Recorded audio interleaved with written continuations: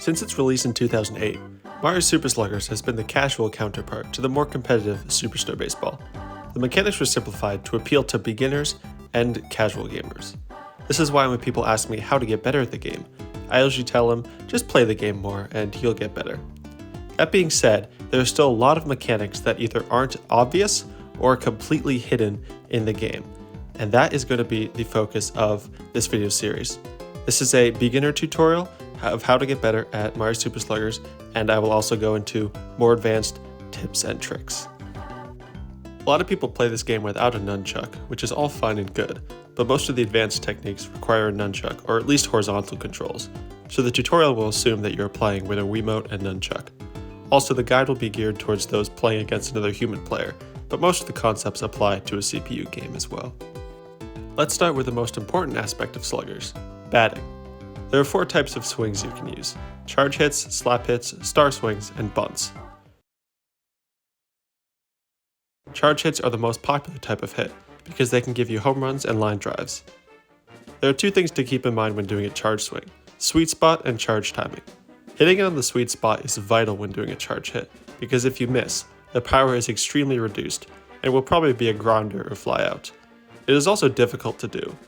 Pitchers have near complete control of the ball's path, and will fool you most of the time. So, the best strategy is to try and pick up on the pitcher's tendencies, and try to guess where they will curve the ball. The timing of your charge also matters. If you hit the ball at the peak of your charge, it'll go farther than it would have if you charge too early or too late.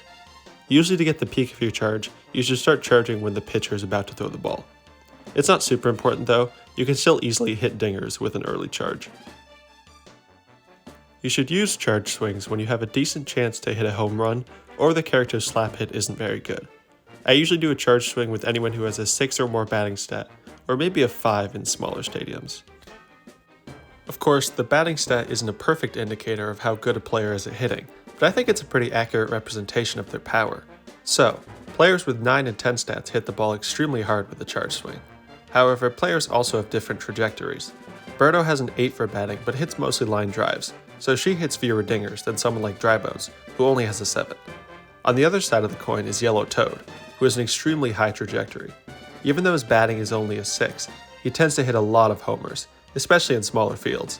Of course, an average Toad home run won't be as far as an average Bowser home run, and will be more easily buddy jumped, so you usually want your most powerful characters hitting the homers.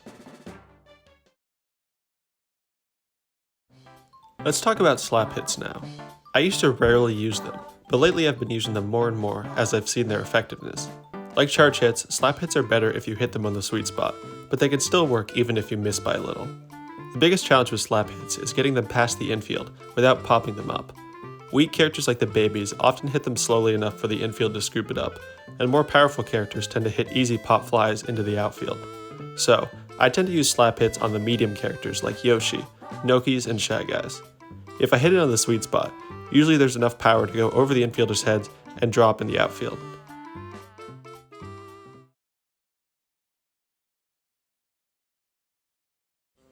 Star swings are probably the most broken mechanic in Mario Sluggers.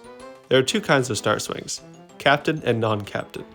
Captain star swings use 2 stars, unless it's the team captain, where it'll only use 1. Some captain star swings are basically guaranteed hits, and some are guaranteed outs. Wario, Birdo, Luigi, and Bowser have terrible star swings that can be caught pretty easily, unless you get lucky. Diddy, Mario, and Waluigi's tend to be hits a bit more than half the time. Bowser Jr. and Daisy's star swings are good if they don't have flying characters in the outfield, and Peach's is good if they don't have girl characters in the infield. Yoshi and DK have the best star swings in the game. They're rarely caught, and should be used almost every time if they're the team captain. Non-captain star swings only cost 1 star, and can be even better than the captain ones. Interestingly, the weakest characters tend to have the best star swings. Characters like Toadsworth can get on base almost every time with a normal star swing, especially if the infield doesn't have super divers. The powerful characters can also benefit from stars sometimes, because their hits will go over the outfield on a line drive.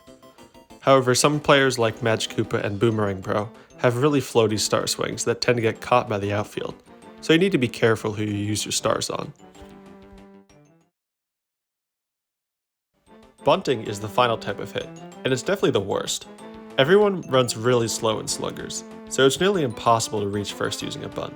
It can be useful to advance a runner, but unless you hit it off the end of the bat or on the inside, you're going to pop it up for a potential double play.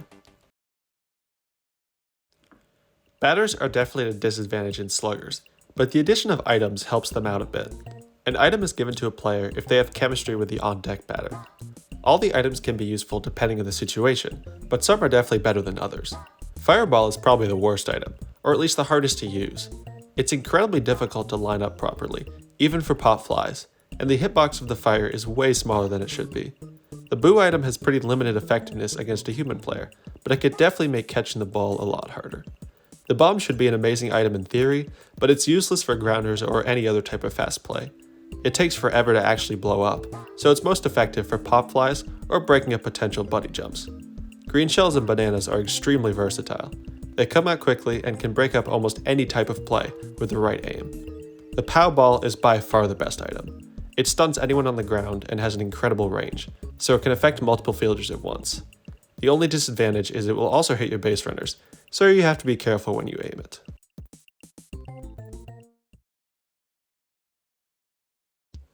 Let's wrap the video up with some advanced tips. There were 2 new techniques recently discovered that can help out at the plate. The first is called BAM, short for multi-angle manipulation, and it lets you influence the ball's trajectory a bit. It was a big part of Superstar Baseball, but sluggers never mentioned it, so it took a while for anyone to discover it. How it works is if you press down on the nunchuck during a pitch, the ball will have a higher launch angle, and if you press up, it will be lower. This works for both charge and slap hits. However, you have to hit the sweet spot on charge hits for it to work, so most of its usefulness comes in slap hits. For example, getting a higher launch angle on a shy guy slap hit will give it a much higher chance to make it over the infield. The hard part is that pressing left or right on the nunchuck cancels it, and you'll almost always have to do that to adjust your batter. What I do to combat this is to press down at the moment I make contact, after I've adjusted my position in the batter's box. This technique is also very helpful for speedrunning when facing the final boss, as it makes the slap hits much better. The other strategy is called dingus bunting, and it's another carryover from Superstar Baseball. If you square up to bunt right before the pitch comes, the first and third baseman will come in a bit.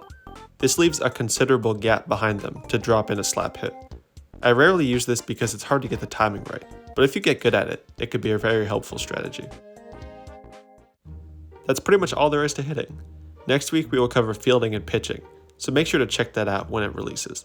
If you enjoyed this video, leave a like, and if you have any questions about the tips, leave a comment and I'll try to help you out. See you next time.